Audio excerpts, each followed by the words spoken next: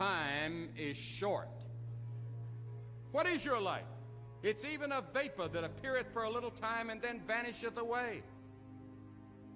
If someone had told me when I was 20 years old that life was very short and would pass just like that, I wouldn't have believed it. And if I tell you that, you don't believe it either. I cannot get young people to understand how brief life is, how quickly it passes. It seems like yesterday.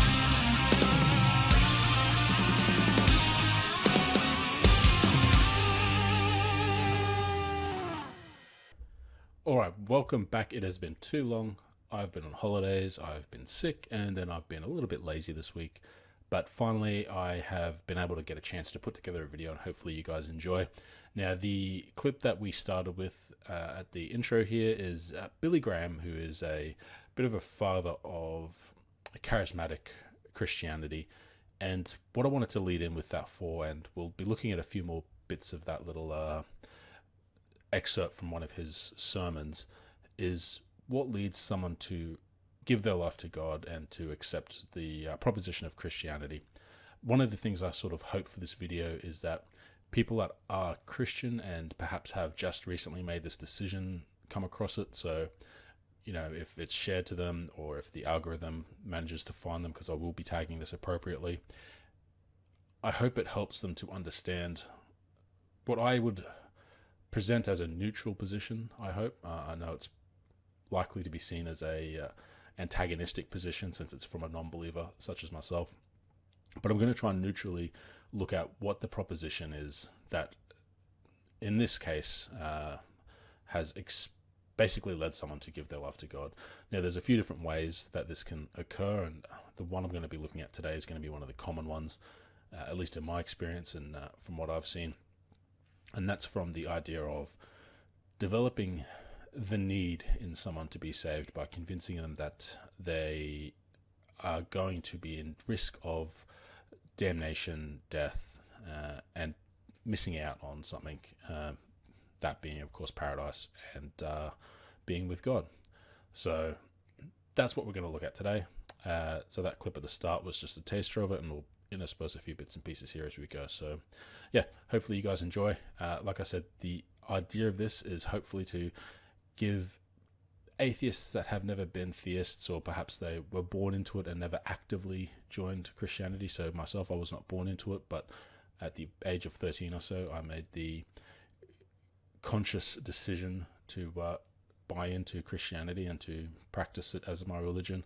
And that's not the case for everyone, and I can understand that it can be a bit difficult to understand that thought process when you are coming from a position of looking at all the tales in the Bible that make it seem fairly difficult to believe, and wondering how someone can get to that point where they do accept those things as being accurate. So yeah, so that's what we're going to be looking at today. So let's get into it.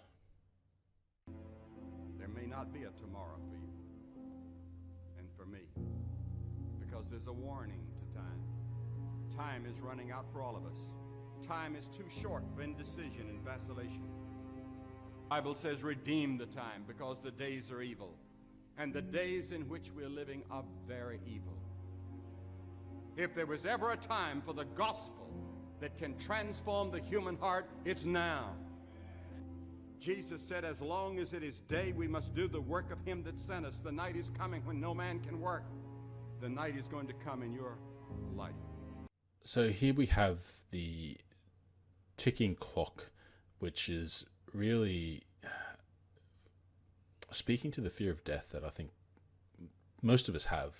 And it becomes a very powerful motivator for something that, in general terms, it's something that we all want to avoid and to postpone as much as possible. And because it's such a ubiquitous instinct, it's a very easy hook for religion to sort of attach itself to and try and get a little bit of leeway into your lifestyle, into your ideology, and into your core beliefs. Over time, obviously, the more that you give to this religion, the more you'll accept the premises and the propositions it brings forward.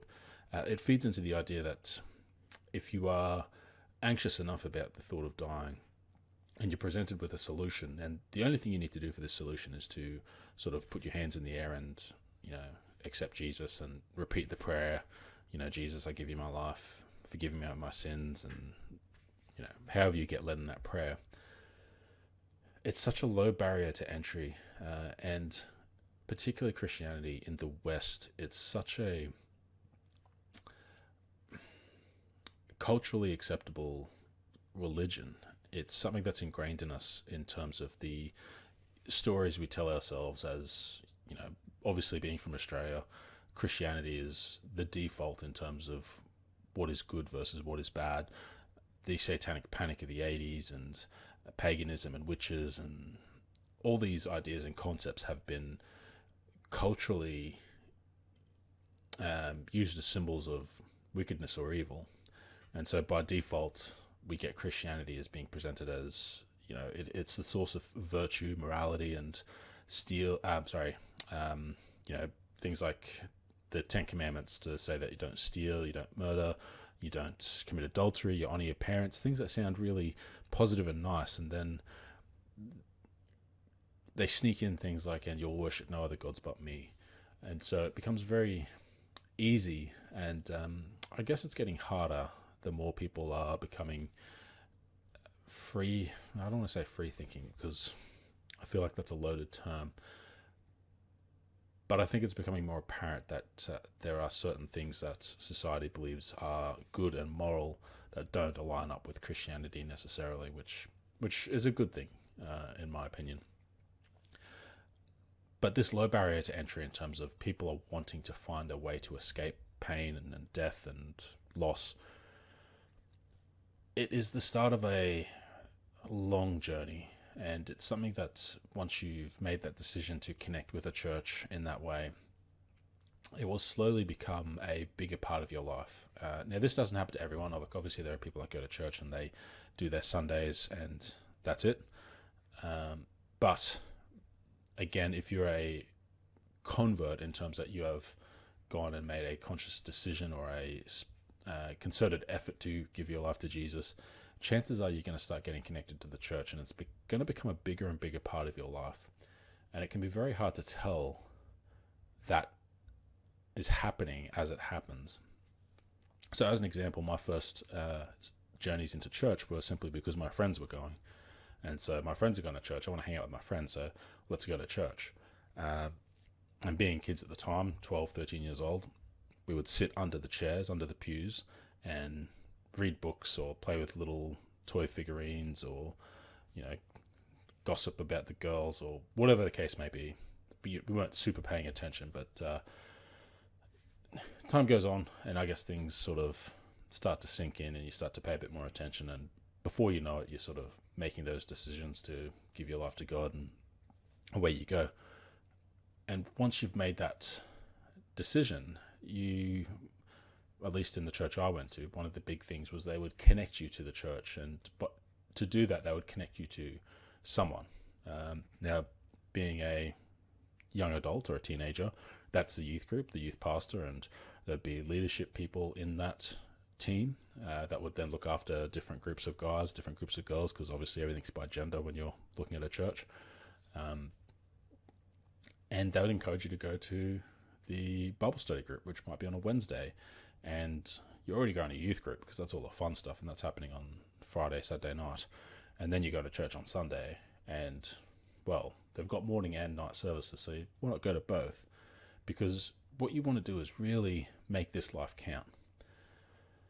And that's where it flips back, and you find out that it's actually developing this narrative that perhaps was the narrative that was being forwarded when you got saved, and that is that life is short and that we want to live life to our fullest, and God's got great things in store, and so we've got to make it count.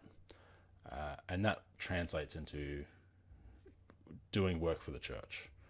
And again, I don't like that phrasing because at the time it doesn't feel like work. Like you don't go necessarily begrudgingly, particularly when you are invested. You go there thinking, I get to be here. This is fantastic. But what you don't necessarily realize is that suddenly your entire identity is actually built upon this. And that's what I think is not fully appreciated by people when they make the decision in the first place. And that's a shame, because it can be such an impactful decision on your life that you're not presented with a pathway into Christianity. So, for example, there might be other religions where you actually have to go and attend classes and prove that you understand the ramifications of conversion or adopting into a particular religion.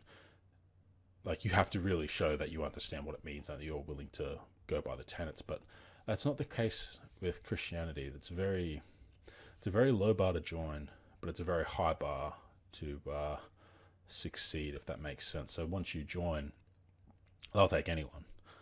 But if you don't meet the expectations, that's when things can get very dicey. And they've got very powerful emotional triggers to help encourage you to meet those expectations. And again, these aren't things that I necessarily believe in the majority of cases are done maliciously, but they're done out of, victims victimizing victims, I guess is one way to put it, which, again, I'm sort of falling into that antagonistic language, which is something I try to avoid, but I also try to avoid doing too much editing on these videos because, hey, I want to be as much of me as possible, and the more I edit, the less of me it is, and the more of my idealized self it is. So I suppose that's probably all I want to get out in this video at the moment. Is conversion is such a low bar process to achieve.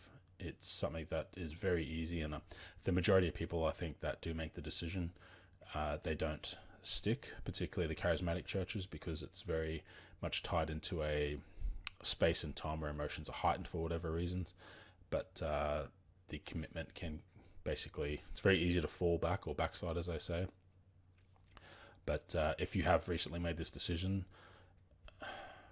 just be aware of everything that it actually means in terms of what the beliefs of the church are, what it means about things like your sexuality, the friends that you can keep, the activities you can engage in, how much of your life you get to live for yourself. Because conversely, while this video clip here is very much time is short, so live it for God, the opposite is that time is short, so we need to live it for ourselves. And I suppose I'm getting a little bit distracted here because I did want to also bring up the point that often one of the most attractive things about giving your life to God and joining a church and adopting Christianity is the community that comes with. And that's something that atheism or non-belief kind of falls down on. And I don't know how to fix that necessarily, because it's not natural to form groups on things you don't do or don't believe. It's natural to form groups on things you do believe, whether that's a God or a religion, or whether mutual interest in a sport, activity, hobby. And that can be tough for some people because not everyone's invested enough in, say, photography to go out and join a photography group. Not everyone's invested enough into a sport to go out and actually find groups where you either do or, share an interest in watching the sport. And humanist, secular groups, I think, would be of more value as people become more secular and become more rational and start to lose that place of religion being a fairly valuable and useful social construct. I was not a popular kid in school. Not a popular kid now, but hey. And church filled that need, and that was something that I guess made it inevitable that it was going to happen, particularly around those awkward teenage years. And I can say, being an atheist now, that while I found some wonderful people over the last 6 weeks, I looked, and not in the same places that I've looked in the last 6 weeks, and that's on YouTube and Twitter and stuff, but I made an effort to find local groups and people where I could share, I suppose, life after belief and, the effects of religion on the secular world and policy and things like that. But they're really tough to find. The closest I found was a Facebook group that's just sharing politically angsty memes and stuff, which is just a bit of a nightmare, to be honest. And I've always been jealous of the ACA, the atheist community of Austin, and having that free thought library where people can just hang out and share their experiences with religion and their non-belief, and how they find meaning in life. Because ultimately, if you've given your life to God and decided to go to church, it's because you found something that gave you meaning, and that becomes a gateway to then adopting other things in terms of spiritual belief and how you see the world. And I think it's very important to look at that method of adopting beliefs and really scrutinize it if that's who you want to be. Because I believe that the Bible, it will tell you who you should be. It will tell you that you are not... It will tell you that you need something outside, external, to make you whole. And that is perhaps the most offensive and the most demeaning aspect of Christianity, is that it convinces you that you are not a whole and valid person by yourself, that you need external intervention for that to occur. And that's not to say that you're perfect, or I'm perfect, or anyone's perfect and doesn't need anything to be perfect. It's to say that perfection's not a goal to strive for, but religion often tries to present that as achievable. Whereas we can't be perfect, we can only be better. And so I guess I've rambled a little bit, and I don't know how this video will actually go because of that. But I suppose the ultimate outcome is that if you've given your life to God and you've been sold on the idea of a perfection that occurs after life, of escaping death,